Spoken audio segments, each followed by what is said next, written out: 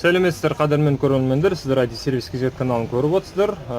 Бүгін бұл видеода сабақта біз сіздерге Redmi 4X телефонда бетінде егерде графикалық кодын ұмытып қалған болсаңыздар, қалай ол графикалық кодты шығаруға болатындығын көрсетпекшіміз. Енді бізді телефон байқасаңыздар өшіп құлтанбаған, бірақ сонда да көрсетеміз. Сіздер өшіріп қосу кнопкасын басып тұрып, выключить деген таңдайсыздар. Өшіресіздер телефонды. Телефон толықты өшкен соң сіздер екі кнопканы бірде басасыздар. Өшіріп қосу менен плюс кнопкасын бірде басып тұрасыздар.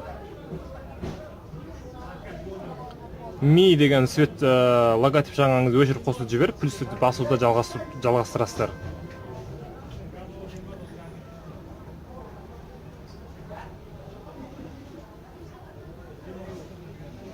Одан кейін ол бізді мынандай меню шығады.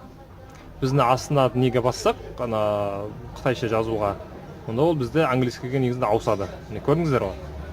Басамыз қытайша. Егерде қытайша болып сізді түсінбей жатсаңыздар, бірден recovery дегенге бассаңыздар болады. Ағылшын тіліне ауыстырсаңыздар өздеріңізге ыңғайлы. Ағылшын тіліне ауыстырып аламыз. Recovery, бұл жерде окей болады. Окей. Егер қытайша болып тұрса, сол көк белгіге басасыздар, бұл жерде жасылға емес көкке. Одан кейін ми деп қайттан жанады.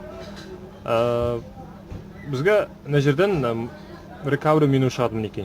Біз бұл жерден сіздер wipe data деген таңдайсыздар. Оған минуспенен түсіп, өшіріп қосуды басасыздар.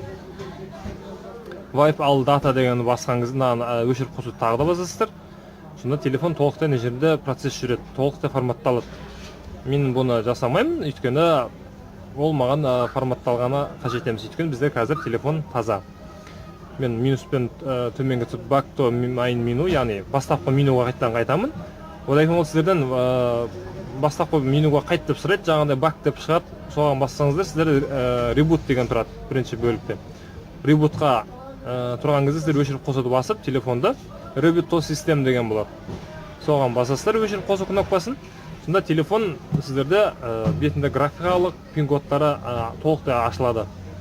Егерде Google аккаунт болғатынына байланысты телефондарыңыз құлтанып жатса, каналда видеосы болады, содан қарап шығарсаңыздар болады. Ал Mi аккаунтқа видео түсірілген жоқ, өйткені Mi аккаунтқа байланысты телефондар келген жоқ бізге. Сонымен видео сіздерге ұнаған болса, пайдалы болған болса, мәлімет лайк басып каналға тіркеліңіздер, сұрақтарыңызды комментарийға қалдырыңыздар, біз оған міндетті түрде жауап береміз. Сау, сәлеметте болыңыздар.